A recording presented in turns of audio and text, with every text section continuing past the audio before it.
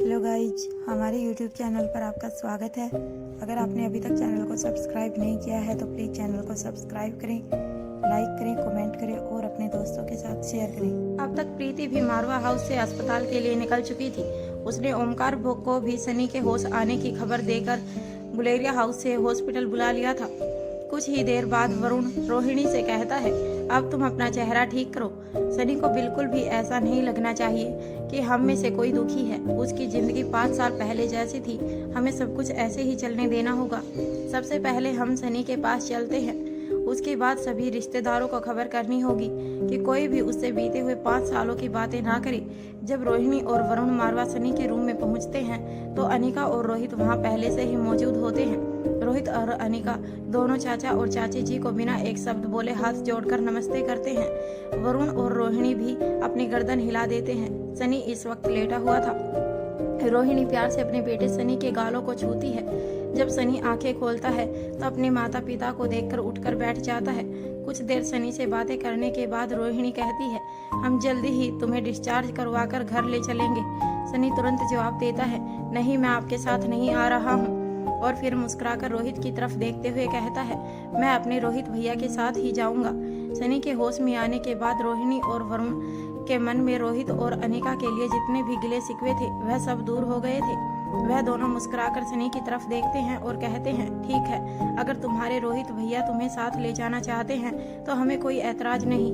सनी की बात सुनकर रोहित के चेहरे पर भी मुस्कान आ जाती है। साथ ही अपने चाचा चाची की बात सुनकर रोहित को बड़ी ही तसल्ली महसूस होती है। रोहित सनी की तरफ देखते हुए कहता है, मैं डॉक्टर से बात करके आता हूँ कि हम तुम्हें कब घर ले जा सकते हैं। तभी रोहिणी कहती है, डॉक्टर का कहना है कि अब सनी ठीक है, लेकिन एक बार डॉक्टर प्रीति से एग्जामिन कर ले तो उसके बाद आप उसे घर ले जा सकते हैं। रोहिणी अभी प्रीति का नाम ले ही रही थी कि प्रीति भी वहां आ पहुंचती है।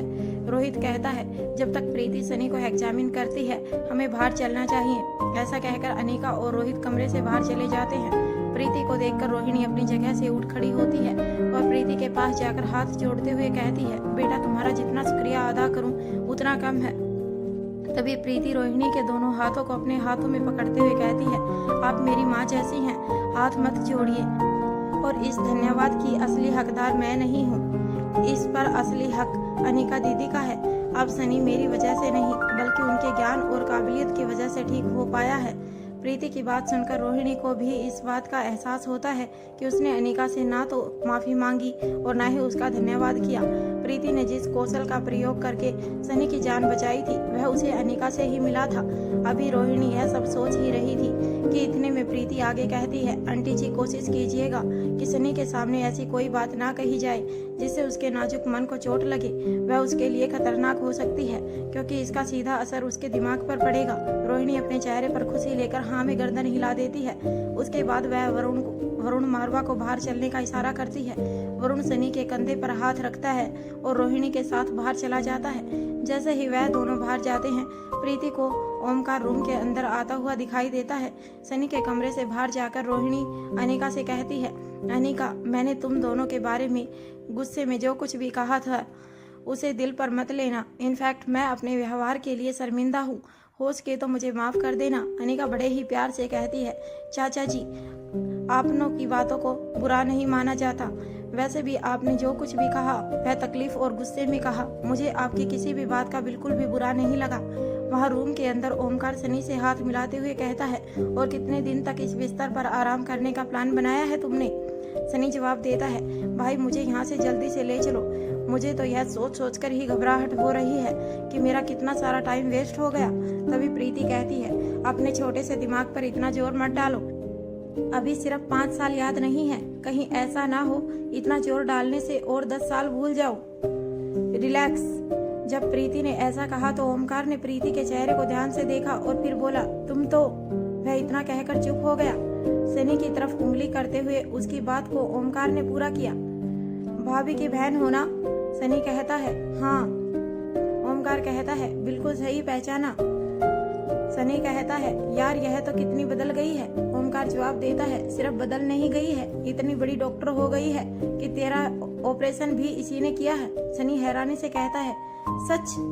फिर एक सेकंड रुककर आगे कहता है, अरे वाह। ओमकार कहता है, इससे भी आगे की खबर सुनेगा तो और भी ज्यादा सरप्राइज हो जाएगा। सनी सवाल भरी निगाहों से ओमकार की तरफ देखता है। इस दरमियान प्रीति लगातार सनी की इंजरी और रिपोर्ट्स को ऑब्जर्व कर रही थी। ओमकार अपनी बात को आगे बढ़ाते हुए कहता है, तेरी भाभी की बहन तेरे भाई की होने वाली वाइफ है। सनी कहता है, मतलब भाभी की बहन भाभी बनने वाली है? ओमकार मुस्कुराकर हाँ में गर्दन हिलाता है। ओमकार और सनी की बातें सुनकर प्रीति को बड़ी ही झिझक महसूस होने लगती है। फिर वह अपने डॉक्टर वाले एटीट्यूड को संभालते हुए सनी की तरफ देखकर कहती है, इतना ज्यादा बोलना तुम्हारे लिए ठीक नहीं है। फिर ओमकार की तरफ देखकर कहती है, पेशेंट को ज्यादा परेशान मत करो। प्रीति के कहने पर दोनों चुप हो जाते हैं, लेकिन एक दूसरे को देखकर आंखों ही आंखों में इशारा करते हैं और खुश होते हैं। जैसे ही प्रीति सनी से थोड़ी सी दूर जाती है, सनी फिर से खुश होते हुए ओमकार से कहता है, कर्ण अंकल की पसंद भी डॉक्टर थी और तुम्हारी पसंद भी डॉक्टर ही है। वाह भाई वाह। इतने में ओमकार कहता है, तुम्हारे रोहित भैया की पसंद भी एक डॉक्टर ही है और मयूर भैया की पसंद भी डॉक्टर ही है। सनी हैरान होकर ओमकार की तरफ देखता है। ओमकार जवाब देता है, अनिका दीदी की फ्रेंड कम असिस्टेंट राजलक्ष्मी भाभी है अब हमारी। सनी कहता है, साउंड ग्रेट यार, सब सेटल हो गए हैं। फिर कुछ रुककर सनी खुश होते हुए ओमकार से कहता है, अच्छा हुआ यार तू आ गया, तुझसे बात करके अब बहुत अच्छा लग रहा है। ओमकार कहता है, तू बस जल्दी से ठीक हो जा, उसके बाद बड़ी सारी प्लानिंग करनी है। प्रीति ने पहले ही ओमकार को सब समझा दिया था कि इस हालत में सनी के साथ कैसे बातें करनी है। थोड़ी देर खामोश रहने के बाद सनी ओमकार से कहता है, मेरे मन में एक सवाल है, अभी तक किसी ने मुझे इसका जवाब नहीं दिया, पर तुम मेरे दोस्त हो, तुम बताना ही होगा। ओमकार कहता है, क्या बताना होगा? सनी कहता है, मुझे यह बताओ कि मुझे यह चोट लगी कैसे? सनी का सवाल सुनकर ओमकार प्रीति की तरफ देखने लगता है। प्रीति अपनी आंखों से हाँ में इशारा करती है। ओमकार कहता है, तुम टेरेस से बालकनी में गिर गए थे भाई, तुम्हें अपनी आंखों से गिरते हुए किसी ने नहीं देखा, सिर्फ तुम्हारे गिरने की आवाज सुनी, शायद पैर फिसलने की वजह से ऐसा हुआ होगा। ओमकार की बात सुनकर सनी गहरी सोच में चला जाता है। ओमकार कहता है, अपने दिमाग पर ज्यादा जोर मत डालो, वह सिर्फ एक एक्सीडेंट था। सनी कहता है, नहीं मैं इस बारे में कुछ नहीं सोच रहा। ओमकार कहता है, तो फिर सनी कहता है, मेरे मन में एक सवाल और है। ओमकार कहता है, कुछ सवाल बचा कर रखो। सनी कहता है, नहीं भाई, एक सवाल का जवाब और दे दे। यह सुनकर ओमकार के दिल की धड़कन और बढ़ जाती है। उसे डर लगने लगता है, ना जाने सनी उससे क्या पूछने वाला है जिसे बताना मुश्किल हो जाए। सनी कहता है, क्या मेरी भी कोई गर्लफ्रेंड थी या फिर ऐसी कोई जो मुझे पसंद हो? सनी का सवाल सुनकर ओमकार अपने एक्सप्रेशन संभाल नहीं पाता, उसका चेहरा लाल हो जाता है और वह प्रीति की तरफ देखता है। प्रीति इस बार भी हाँ में इशारा करती है। ओमकार लंबी सांस लेता है और फिर कहता है, भाई जाने दे इन सब बातों को। सनी कहता है, नहीं, अगर तुम्हें पता है तो मुझे बताओ। फिर खुद से ही आगे कहता है, और क्यों नहीं पता होगा, तुम्हें जरूर पता होगा, तुम मेरे बेस्ट फ्रेंड हो। ओमकार कहता है, भाई अभी तो सिंगल है, मतलब किसी अच्छी लड़की की किस्मत खुलना बाकी है। वैसे थी एक लड़की जो तुझे पसंद थी, उसके मन में तुम्हारे लिए प्यार जैसी कोई फीलिंग नहीं थी। इनफैक्ट जब तुमने उसे प्रपोज किया तो उसने तुम्हारे साथ मिसबिहेव किया। इतना ही नहीं, सबके सामने तुम पर हमला भी किया और इसमें सारी गलती तुम्हारी थी। तुमने सिर्फ सूरत देखी। दोस्त, सीरत समझने में वक्त लगता है। फिर सनी को इमोशनली ब्लैकमेल करते हुए कहता है, पर अगर तुम मेरे सच्चे दोस्त हो तो तुम इस वाहियात बात के बारे में और कुछ भी जानने की कोशिश नहीं करोगे। मेरा मूड खराब हो जाता है। फिर मुस्कुराकर कहता है, अभी हम जवान हैं, कोई भी अच्छी लड़की हमें मिल जाएगी। मैं मदद करूंगा अपने भाई की एक अच्छी लड़की ढूंढने में जो सिर्फ मेरे भाई से प्यार करती हो।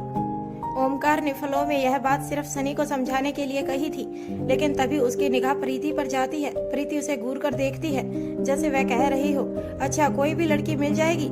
ओमकार प्रीति की आंखों से उसकी बात समझ जाता है और फिर वह अपने एक हाथ से अपना कान पकड़कर उसे सॉरी का इशारा करता है। इससे पहले कि यह बातें और आगे बढ़ती, प्रीति कहती है, ओमकार हम सनी को घर ले जा सकते हैं, डिस्चार्ज की जो भी फॉर्मेलिटीज है चलकर उन्हें पूरा कर लेते हैं। ऐसा कहकर ओमकार और प्रीति दोनों कमरे से बाहर निकल जाते हैं और बाहर जाकर दोनों गहरी लंबी सांस लेते हैं। सामने ही अनिका और रोहित खड़े थे। उन्हें देखकर वह दोनों उनके पास आते हैं और कहते हैं, काम हो गया है। इसके बाद वह दोनों डिस्चार्ज की फॉर्मेलिटी करने के लिए चले जाते हैं। अनिका रोहित से कहती है, अब उसे सच पता चलकर भी कभी सच का पता नहीं चल पाएगा। रोहित पूछता है, क्या उसे अपने बीते हुए प्यार के बारे में बताना जरूरी था? अनिका रोहित की आंखों में देखते हुए कहती है, जरूरत है, क्योंकि अभी और भी कुछ राज खुलना बाकी है। अब वह चाहकर भी सनी का इस्तेमाल नहीं कर पाएंगे। वहाँ मारवा हाउस में कौटिल्य भूमिका के पास पहुंच जाता है। जब वह भूमिका के रूम तक पहुंचता है तो देखता है कि वह अपनी जगह पर बैठे बैठे बोर हो रही थी। फिर वह दरवाजा खटखटाता है। कौटिल को अपनी आंखों के सामने देखकर भूमिका को अच्छा लगता है, लेकिन फिर भी वह बड़े ही एटीट्यूड से कौटिल से पूछती है, क्या तुम्हें मुझसे कोई काम है? कौटिल मुस्कुराकर कहता है, मैंने सोचा तुम्हें इस तरह खाली बैठना अच्छा नहीं लग रहा होगा, तो क्यों ना तुम्हारे काम को ही तुम्हारी जगह तक ले चलें। प्रॉब्लम का सॉल्यूशन भूमिका सवाल भरी निगाहों से कौटिल की तरफ देखती है। कौटिल पूछता है, क्या तुम्हें ऐसी कोई चीज याद है जो तुम्हें वहां पर अजीब लगी हो, या फिर कुछ ऐसा जिससे हमें कोई सुराग मिल सके, या फिर जिसकी मदद से हम दुश्मन की ओर आगे बढ़ सके। भूमिका अपने एक हाथ से कौटिल को वहीं पास में रखी हुई रिकमाइंड चेयर पर बैठने के लिए कहती है और कहती है, वहाँ काफी कुछ अजीब था। वह लोग चाहते तो मुझे खत्म भी कर सकते थे, लेकिन उन्होंने मुझे जिंदा रखा। मैंने वहाँ एक आवाज सुनी थी जो किसी औरत की थी। उसकी आवाज के हिसाब से उसकी उम्र अधिक से अधिक 28 से 30 वर्ष की रही होगी। उस वक्त मैं लगभग बेहोशी की हालत में थी। उसकी आवाज सुनकर जब मैंने अपनी भारी आंखों से उसके चेहरे को देखना चाहा तो मुझे सिर्फ उसकी आंखें दिखाई दी। फिर आंखें बंद करके याद करने की कोशिश करते हुए कहती है, बाकी पूरे चेहरे और शरीर पर उसने नकाब पहना हुआ था। कौटिल्य पूछता है, क्या उसने बुर्का पहना हुआ था? भूमिका जवाब देती है, नहीं, उसने लो के साथ स्वेट शर्ट पहनी हुई थी जिससे अपना सिर ढका हुआ था। इसके अलावा आंखों के ऊपर और नीचे का चेहरा नकाब से ढका हुआ था। फिर भूमिका पूछती है, क्या तुम्हें कोई क्लू मिला? कौटिल्य कहता है, मैं तुम्हें सिर्फ इतना ही बता सकता हूँ कि उनके पास कोई ऐसा IT एक्सपर्ट है जिसे तुम हैकर भी कह सकती हो, कि उनके कैमरे को हैक करना आसान नहीं था। उसका वॉल प्रूफ इमेजिंग था। मैं मेरी जानकारी में सिर्फ एक ही ऐसे व्यक्ति को जानता हूँ जो इस तरह की वॉल क्रिएट कर सकता है, लेकिन उसका इसके साथ कोई संबंध होना लगभग नामुमकिन है। भूमिका कहती है, लेकिन हम किसी भी छोटे से छोटे क्लू को इग्नोर नहीं कर सकते। कौटिल्य जवाब में कहता है, तुम ठीक कहती हो। तभी चिराग मेहता दरवाजे पर खटखटाने की आवाज करता है। भूमिका उसकी तरफ देखते हुए कहती है, अरे वाह चिराग, तुम भी मुझसे मिलने आए हो? चिराग मुस्कुराते हुए कहता है, मैडम अभी तो मेरे पीछे और भी हैं। ऐसा कहकर वह अंदर आ जाता है। तभी पीछे पीछे एक गार्ड अब्दुल्ला को व्हील चेयर पर बैठा कर कमरे के अंदर आता है और फिर अब्दुल्ला को वहां छोड़कर वापस चला जाता है। भूमिका मजाक के अंदाज में अब्दुल्ला से पूछती है, इस हालत में तुम मेरा हालचाल पूछने आए हो या अपने हालचाल बताने आए हो? अब्दुल्ला कहता है, मैडम मैं जल्दी ही अपनी ड्यूटी ज्वाइन कर लूंगा। अब आप बताइए, आपकी तबीयत कैसी है? भूमिका अपने पैर की तरफ इशारा करते हुए कहती है, अगर इसके ऊपर से यह प्लास्टर हट जाए तो सबसे पहले जाकर एक राउंड रनिंग करूंगी। भूमिका की बात सुनकर सभी को हंसी आ जाती है। अब्दुल्ला को देखने के बाद भूमिका के दिमाग में अचानक से एक बात आती है और वह कौटिल्य से कहती है, यह भी हो सकता है कि श्रेया पर अटैक और मुझ पर किए गए अटैक में कोई रिलेशन हो। इतने में रोहित अनिका और प्रीति के साथ वहां पहुंच जाता है। रोहित कहता है, हाउ आर यू गाइज? फिर मजाक के अंदाज में कहता है, एक जगह पर बैठे बैठे दिमाग बहुत तेज दौड़ता है, इसलिए सोचा कि सोचने से अच्छा काम ही किया जाए। उसके बाद वह चिराग को इशारा करता है। चिराग मेहता प्रोजेक्टर की मदद से सामने की दीवार पर एक स्क्रीन क्रिएट करता है। अनिका कहती है, जिस वक्त श्रेया की गाड़ी पर अटैक हुआ था उसकी गाड़ी में पहले से ही हर तरफ कुछ कैमरा फिक्स किए गए थे, स्पेशली इन फाइट्स ट्रिक्स को कैप्चर करने के लिए। उसके बाद अनिका एक एक करके सभी वीडियोज को पहले नॉर्मल स्पीड पर चलाती है, उसके बाद उसकी स्पीड धीमी करके 0.25 पर चलाती है। तभी वीडियोज को एक से ज्यादा बार देखने के बाद अब्दुल्ला कहता है, मैडम उनसे लड़ते वक्त लग रहा था जैसे वह हमसे ज्यादा बेहतर फाइटिंग स्किल्स जानती हैं, लेकिन इन वीडियोज को देखने के बाद लगता है कि सिर्फ कुछ दावों को छोड़ दिया जाए तो वह बिल्कुल वैसे ही लड़ रही हैं जैसे हमारे कमांडो लड़ते हैं। तभी चिराग कहता है, जितना मैं समझ पा रहा हूँ इनकी स्पीड हमारे कमांडोज की स्पीड से ज्यादा है, इसलिए वह ज्यादा बेहतर फाइटर साबित हो रही हैं।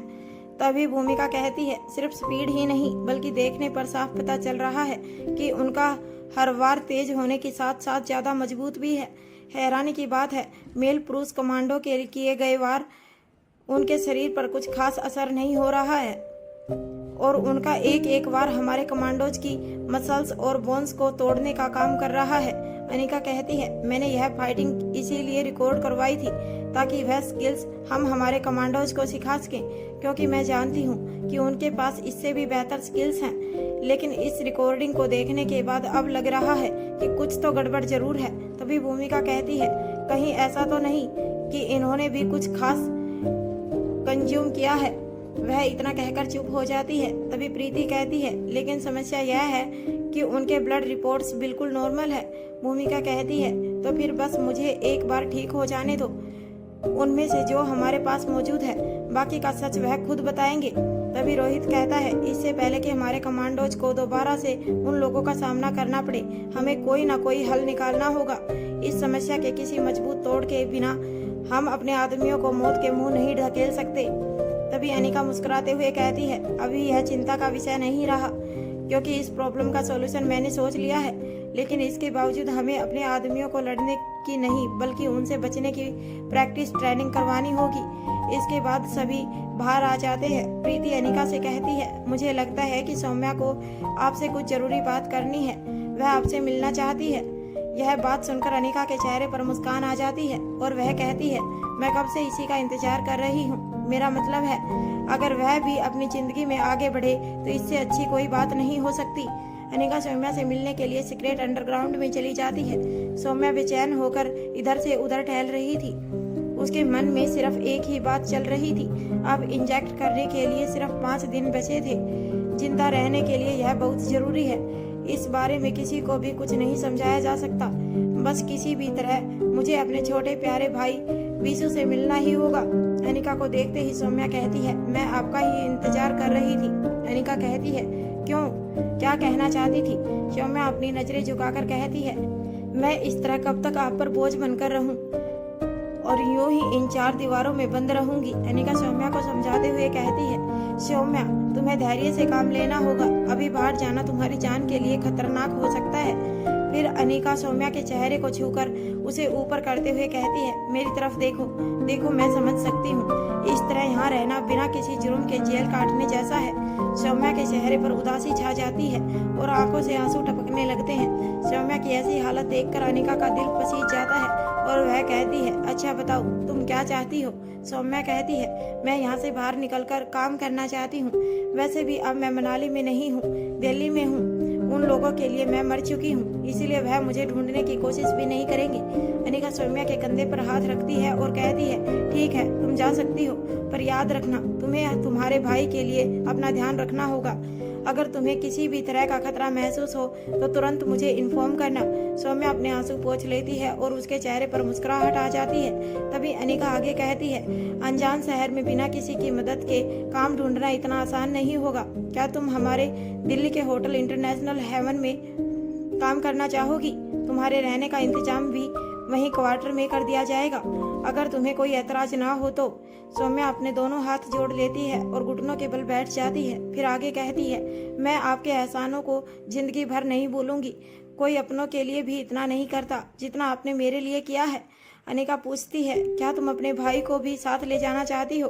फिर खुद ही आगे कहती है, अगर वह यहाँ रहेगा तो मैं उसका इलाज कर पाऊंगी। सौम्या अच्छी तरह जानती थी कि उसके भाई का इलाज संभव नहीं है, लेकिन फिर भी वह कहती है, ठीक है, अगर मेरे भाई के लिए यही बेहतर है तो यही सही कि वह आपके पास रहे। लेकिन प्लीज जाने से पहले मैं अपने भाई को करीब से देखना चाहती हूँ, मुझे एक बार उससे मिलने की इजाजत दे दीजिए। अनिका कहती है, ठीक है, मैं एक बार बाकी सभी बंदोबस्त कर देती हूँ, उसके बाद जाने से पहले तुम एक बार अपने भाई से मिल लेना।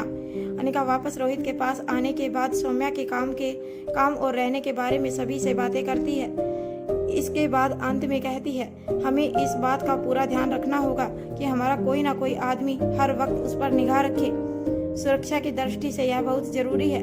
रोहित कहता है, वह सब तो ठीक है, लेकिन जब तक दमयंती देवी जिंदा रहेगी तब तक किसी न किसी की जान को खतरा बना ही रहेगा। मैं अच्छी तरह जानता हूँ कि तुम्हारे पास दमयंती देवी को खत्म नहीं करने के पीछे कोई ना कोई खास कारण जरूर है। क्या तुम मुझे बताओगी कि तुम उसे इतना वक्त क्यों दे रही हो? अनिका कहती है, अगर सौम्या जैसी सामान्य लड़की पावर ड्रग की तलाश में निकल सकती है तो इसका मतलब यह है कि दमयंती के लिए काम करने वाले ना जाने कितने लोग इस पावर ड्रग के बारे में जानते हैं और इसे ढूंढने की कोशिश कर रहे हैं। इसके अलावा सौम्या की बातों से यह एकदम साफ है कि वह जानते हैं कि पावर ड्रग की मदद से बड़ी बीमारी को खत्म किया जा सकता है और शायद इसीलिए वह यह भी मानते हैं कि यह ड्रग नहीं बल्कि अमृत है, जिसे उन्हें अमृत की प्राप्ति के लिए हासिल करना है। अगर हम दमयंती और उसके साम्राज्य को खत्म कर भी दें तब भी उसके चारों तरफ फैले हुए यह आदमी बाकी लोगों को इकट्ठा करके एक बार फिर से वही करने की कोशिश करेंगे जो दमयंती देवी करने की कोशिश कर रही है। चिंता इस बात की भी नहीं है कि बहुत से अनजान दुश्मन हर वक्त हमारे आसपास घूमते रहेंगे, बल्कि मुझे तकलीफ इस बात की है कि एक दमयंती की वजह से कितने बेगुनाहों की जान जाएगी। इन औरतों को यह पता भी नहीं कि वह जाने अनजाने में किस तरह से पदभ्रष्ट हो गई हैं। उनके दिमाग का सफाया किया गया है। जब तक हमें इस साम्राज्य की जड़ें नहीं मिल जाती तब तक पेड़ को काटने का कोई फायदा नहीं, वह दोबारा अपनी शाखाएं फैला देगा। इसलिए हमें इंतजार करना होगा। रोहित कहता है, अगर दमयंती के सभी मजबूत हाथों को काट दिया जाए और उसके बाद दमयंती देवी को खत्म कर दिया जाए तब क्या यह काफी नहीं होगा? अनिका कहती है, और अगर दमयंती खुद किसी वृक्ष की मजबूत शाखा निकली तो? अनिका की बात सुनकर रोहित दंग रह जाता है और कहता है, इसका मतलब तुम्हें यह लगता है कि दमयंती देवी के ऊपर भी कोई है, इसीलिए तुमने मुझे अभी तक कुछ भी करने से रोका हुआ है? हाँ, यही वजह है कि मैं चाहती हूँ कि तुम अभी कुछ भी ना करो। मैं पूरे विश्वास से नहीं कहती कि ऐसा है, लेकिन ऐसा हो भी सकता है, क्योंकि बिना किसी की मदद के इतना बड़ा साम्राज्य खड़ा नहीं किया जा सकता। अब बस यही देखना है कि यह मदद आंतरिक है या बाहरी। इसलिए हर तरीके से अच्छी तरह से संतुष्टि कर लेने के बाद ही हमें कोई कदम उठाना होगा। रोहित कहता है, गुलेरिया हाउस नंदिनी नौकरों से कह रही थी, थोड़ा जल्दी हाथ चलाओ। अनिका को देसी अंदाज में खाना पसंद है, घी, मक्खन, पनीर, अच्छी तरह तली भुनी चीजें। लेकिन रोहित मारवा को बॉइल्ड और कॉन्टिनेंटल फूड पसंद है। दोनों की पसंद को ध्यान में रखते हुए सभी चीजें तैयार करनी है। बच्चों के लिए केक, पेस्ट्री, पिज्जा, पास्ता और उनकी पसंद की सभी चीजें बनकर तैयार हो जानी चाहिए। कुछ ही देर में रोहित, मारवा, अनिका और बच्चों के साथ गुलेरिया हाउस पहुंच जाता है। रिया सबसे आगे शोर मचाते हुए अंदर जाती है। सामने ही नंदिनी उन सभी के इंतजार में आंखें बिछाए खड़ी थी। उसने रिया को गले लगाकर प्यार किया। तभी रिया ने झट से पूछा, पिंकी और यश कहाँ है? मामी नंदिनी ने मुस्कुराकर हाथ की उंगली से हॉल की तरफ इशारा करते हुए कहा, वहां पर दोनों तुम्हारे गेम कंपटीशन की तैयारी कर रहे हैं, जाओ मिल लो। इसके बाद उसने आर्यन और अलेक्जेंडर के सिर पर हाथ फेरा। फिर वह दोनों भी रिया के पीछे पीछे पिंकी और यश के पास चले गए। इसके बाद नंदिनी आगे बढ़कर अनिका के गले लग जाती है और कहती है, तुम बहुत बुरी हो, तुम्हें देखने के लिए आंखें तरस गई। अगर तुम्हें याद नहीं भी आई तब भी रिश्तों के नाते ही सही मिलने तो आना चाहिए ना, या निमंत्रण का इंतजार करना चाहिए। बदले में अनिका ने सिर्फ एक प्यारी सी मुस्कुराहट दी और एक शब्द नहीं कहा। उसके बाद नंदिनी ने रोहित मारवा से हाथ जोड़कर अपनी गर्दन हिलाकर सांकेतिक नमस्ते कह दिया। रोहित ने गर्दन हिलाकर स्माइल दी और पूछा, पापा और सिद्धार्थ कहाँ हैं? कहीं दिखाई नहीं दे रहे। नंदिनी ने जवाब दिया, चाचा जी कब से आप दोनों का अपने रूम में ही इंतजार कर रहे हैं। उन्होंने कहा है कि आपके आते ही आप दोनों को वहीं भेज दूं। शायद वह कुछ जरूरी बात करना चाहते हैं। इसके बाद रोहित और अनिका करण गुलेरिया के कमरे की तरफ बढ़ जाते हैं और नंदिनी